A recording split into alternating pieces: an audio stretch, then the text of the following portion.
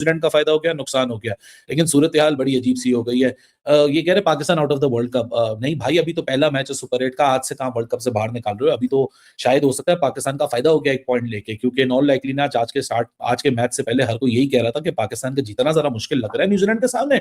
England और श्रीलंका को पकड़ सकता है। लेकिन पाला किले में अब पाकिस्तान के 2 मैचेस हैं। कोलंबो का सफर पाकिस्तान का आज इख्तिताम पजीर हो चुका है। कोलंबो में पाकिस्तान अब कोई मैचेस नहीं खेलेगा।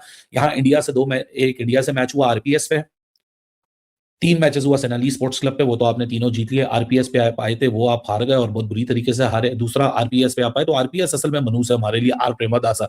पहली दफा लास्ट टाइम आए थे, पहली दफा तो हार के चले गए थे, दूसरी दफा आए तो बरसात होके चली गई। लेकिन दोनों दफा लास्ट टाइम भी जब हम टॉस जीते थे, हमने बॉलिंग का फैसला किया था, वो भी गलत लग रहा था। आज जब हमने बरसात देखते हुए बैटिंग का फैसला किया तो वो भी गलत लग रहा था। लास्ट टाइम तो किस्मत हमें, कुदरत का निजाम हमें बचा के नहीं ले जा सकी थी। आज हमें अलबत्ता हो सकता है कि बचा के ले गई हो, वो तो फ्यूचर में ही पता चलेगा कि ये जो आज का वॉश आउट है ये पाकिस्तान को फायदा देके जा रहा है, नुकसान देके जा रहा है। लेकिन बातें अभी भी बहुत सारी हैं।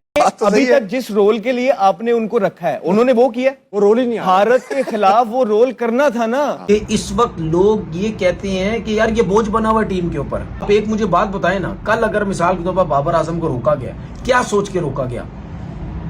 अगर वो छक्के मारने वाला प्लेयर होता तो क्या उसको रोका जाता? कभी भी नहीं रोका जाता। तो फिर मुझे यही लगता है ना कि बेइज्जत करो इसको, इतना ऐसा कुछ कर दो कि खुद ही T20 क्रिकेट छोड़ दे। खुद तो छोड़ नहीं रहा।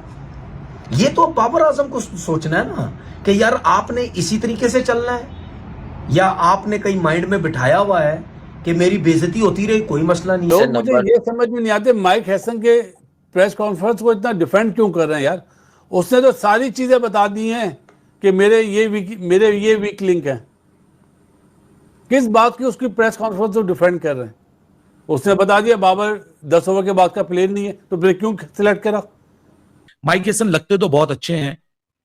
एक तो मुझे अच्छी बात ये लगती है कि कभी आप 25 में करके दें ताकि इंपैक्ट डालें। दिमाग के अंदर एक स्ट्राइक रेट का मसला चढ़ा हुआ है, फिर चौथा नंबर, फिर जबरदस्ती की T20 क्रिकेट खेलना, फिर वो सारा बिग बैश का जो फेलियर है वो लेकर वो अपने साथ आ रहा है, तो बिला वजह उसको खराब किया हुआ। उस बेचारे को आप ओडीआई और टेस्ट में खिलाओ जहां पर वो सही खेलता है, एज कंपेयर उसको T20 में खिला के बिला वजह उसको गालियां पड़वाना समझ से बाहर है। ये जो माइक हैसन ने कहा, उन्होंने बोला कि 12 ओवर के बाद Babar is not the best person. 12 over के बाद बाबर आजम बेस्ट पर्सन नहीं तो कौन है? Is called the best batter from Pakistan side.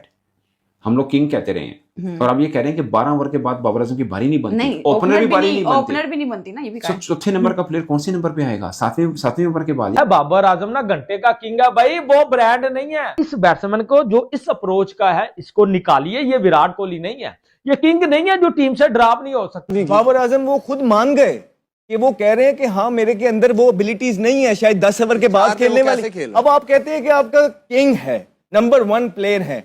वो नंबर 1 प्लेयर वो होते हैं कि मैं पहले 10 ओवर तक जब कोई आउट हो जाए तो मैं चला जाऊं, उसके बाद मेरे में एबिलिटी नहीं है। ये कौन से नंबर 1 है? तो क्यों आप जबरदस्ती कर रहे हैं आप इस चक्रों के अंदर कि शायद, और फॉर एग्जांपल ये कह रहे हैं, क्या कर रहे हैं यार? आपने शादाब को जब भेजा था बैटिंग के लिए तो क्या उसने 10 बॉलों पे 50 स्कोर कर दिए थे? 10 बॉलों पे 6 पे खेल रहा था। क्या बाबर ये नहीं, मसला ये इनको कॉन्फिडेंस नहीं है उसके ऊपर। सो आई डोंट नो कि किस लिए रखा हुआ है। इसमें पाकिस्तान क्रिकेट बोर्ड पे, सिलेक्शन कमेटी पे बड़ा क्रिटिसिज्म आएगा। जो भी करना है यहाँ पे लोगों को चाहिए कि आज कर लें, क्योंकि टाइम नहीं है। जो ये चाहते थे वो चीज हो गई भी है। इससे ज्यादा platform I think deserving player जो मैच के लिए अंदर इंपैक्ट छोड़ सके। यार फखर जमान, हमें उसकी न्यूजीलैंड की याद है ना? न्यूजीलैंड के अंदर मैं गया था, सारी टीम जो है ना वो घबरा रही थी। सेंटनर को छिक्के मारता है वो दूर दूर, ठीक है। और आप बाबर को अगर खिलाते हैं तो आपको उनके ऑफ स्पिनर का याद है ना? बनी बने में बाबर आजम उनके ऑफ स्पिनर पे। देखिए जो इस वक्त बाबर के साथ हो रहा है ना वो सही नहीं हो रहा है। मुझे नहीं समझ आती वो खुद क्यों नहीं सोच रहा। अब पता नहीं सोच रहा है या टीम मैनेजमेंट से क्या बात होती है, सिलेक्टर से उसकी क्या बात होती है, ये मुझे नहीं पता। हमें नहीं पता कि इनसाइड क्या चीजें चल रही हैं। लेकिन फिलहाल जो चीजें बाबर के साथ हो रही हैं उससे जो उसको पसंद करने वाला है या उसको सपोर्ट को, उसकी तो हट रही होगी। उसको तो बहुत बुरा लग रहा होगा यार इसके साथ कर क्या रहे हो आप लोग तो लगता है प्री प्लान बेइज्जती कर रहे हो उसकी। इसी तरीके से बेइज्जती करो तो तब ये छोड़ेगा। इस वक्त लोग ये कहते हैं कि यार ये बोझ बना हुआ है टीम के ऊपर। बोझ किस वजह से बना हुआ है? एक तो नंबर उसको ऐसा दे दिए, उसके बाद उससे परफॉर्मेंस ही नहीं हो रहा, नंबर भी ऐसा मिला हुआ है, तो फिर कैसे परफॉर्म करेगा? आप एक मुझे बात बताएं ना, कल अगर मिसाल के तौर पर बाबर आजम को रोका गया, क्या सोच के रोका गया?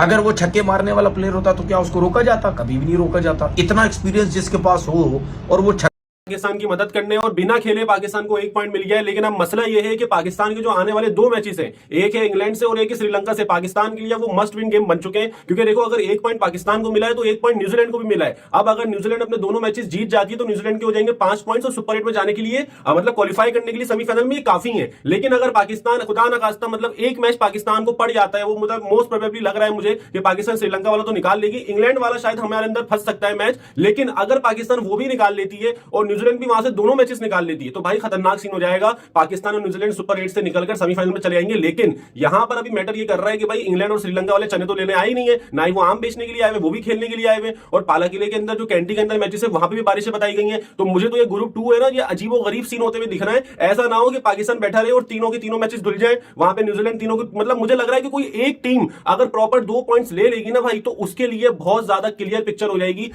लो भाई साहब, लग गए घोड़े पाकिस्तान और न्यूजीलैंड का। भाई मैच नहीं हो पाया है बारिश की वजह से, भाई ये मैच रद्द हो गया है। अब भाई दोनों टीमों के लिए सेमीफाइनल में जाना बहुत ज्यादा मुश्किल हो गया है, क्योंकि पाकिस्तान के पास भी 1 पॉइंट है, न्यूजीलैंड के पास भी भाई 1 ही पॉइंट है। सो श्रीलंका और भाई इंग्लैंड अपने अगर 2 मैच जीत जाते हैं, 2-2 मैच जीत जाते हैं, तो भाई वही दोनों जाएंगे। हम भाई फिर न्यूजीलैंड की टीम न्यूजीलैंड, हम भाई फिर लाहौर। ओके, गुड हो गया। पॉइंट कटोरे में पाकिस्तान लेके गया, न्यूजीलैंड को 1 पॉइंट नहीं चाहिए था।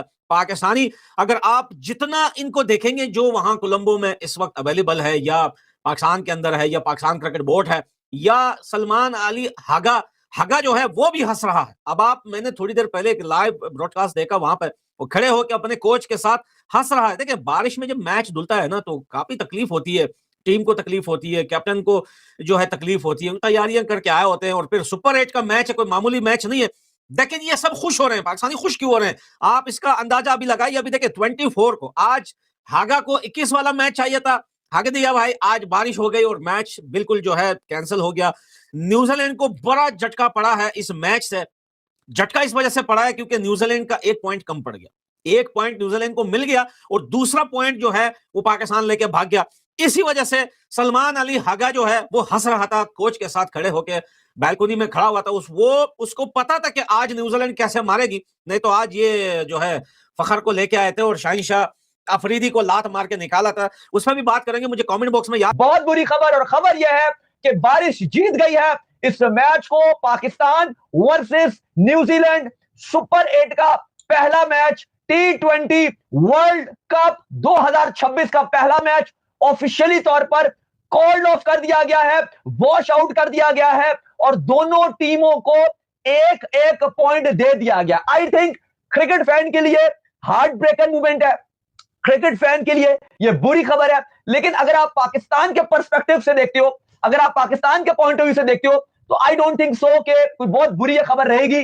पाकिस्तान के पॉइंट ऑफ व्यू से अगर आपको 1 पॉइंट मिल जाता है तो अली साहब फैंस तो थोड़ा सा खुश ही रहेंगे। नहीं, बिल्कुल आप सही कह रहे हैं कि अगर 1 पॉइंट मिल जाता है, लेकिन मैं और काफी ज्यादा फैंस और आप सारी तकरीबन जो है डिसअपॉइंटेड हैं और सब ये चाहते थे कि एटलीस्ट जो है वो मैच होना चाहिए पाकिस्तान और न्यूजीलैंड के दरमियान, एक्शन जो हमें दिखना चाहिए। लेकिन बुरी खबर देखने को मिली और ये देखने को मिली है कि मैच कॉल ऑफ कर दिया गया है। ये बताया भी कि आईसीसी की तरफ से कि जो कट ऑफ टाइम है उसको एक्सटेंड कर दिया गया, लेकिन फिर डिसीजन क्यों लिया गया था सब अर्ली? फिर डिसीजन को थोड़ा सा डिले वो इसलिए कि वो बारिश की रफ्तार देख ली थी और बारिश जो है वो लगातार हो जा रही थी। क्या 1 घंटा और गुजरने देते थे? जहां हमारा इतना टाइम जाया कर दिया, 1 घंटा और हमारा जाया कर देते। इतना क्या कोई वहां पर कोई टेक्निकली बड़ी कमेटियां बैठी हुई है कि जो टाइम ही जाया नहीं करना चाहती हैं। मुझे लग रहा है 1 घंटा और जाया कर देते, लेकिन थोड़ा आगे कर लेते इसको, बट हालात मुश्किल लग रहे थे वहां पे, सिचुएशन टफ थी। नहीं, लेकिन ये होता है, अगर आप देखो तो हमेशा से मैं ये बोल रहा था कि इतना बेशक आपका 9:30 पौने 10 तक का कट ऑफ टाइम था, लेकिन आप इतना एंड तक जाते ही नहीं हो। आप पहले ही फैसला कर देते हो और आप ये डिसीजन ले लेते हो, और वो फैसला ले लिया गया कि पाकिस्तान और न्यूजीलैंड का जो मैच है उसको ऑफिशियली तौर पर कॉल्ड ऑफ कर दिया गया। बोले बुरी खबर आ रही है जी हमारे पास और मैच को कॉल्ड ऑफ कर दिया गया है।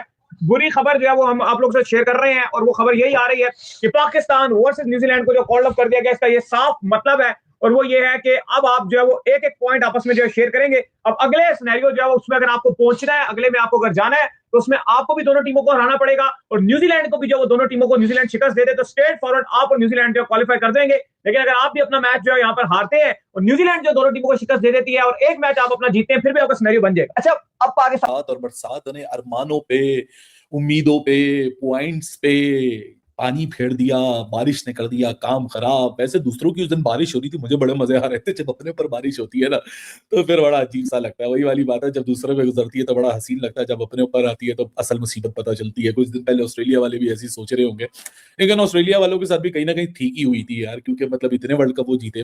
ठीक है, जब वो बिग बैश में नहीं अपना मतलब आपको बदल पाया और वहाँ भी वो स्ट्रगल करता रहा स्ट्राइक रेट के साथ और रन्स के लिए भी, ठीक है, तो बिग बैश के बाद तो आपके पास ये था ना, ऑप्शन था कि आप डिसीजन ले सकते थे कि नहीं जी बाबर को हम वर्ल्ड कप में नहीं रखेंगे। ठीक है, अब आप एक प्लेयर को जो कि भाई उसका बहुत बुरा वक्त चल रहा है बाबर का, ठीक है, इसमें कोई शक नहीं कि बहुत ही उसका बुरा वक्त चल रहा है, partly because of his own blunders, because of other factor, जो भी कहें आप, लेकिन यार कुछ भी है, बाबर आजम हमारा साबिक कप्तान है, बाबर आजम एक नाम है पाकिस्तान क्रिकेट का, एक ब्रांड है, चाहे कुछ भी कोई कहे, हम अग्री करें ना करें, but he has a solid fan base in millions and that was proven in the Big Bash when he went to play there.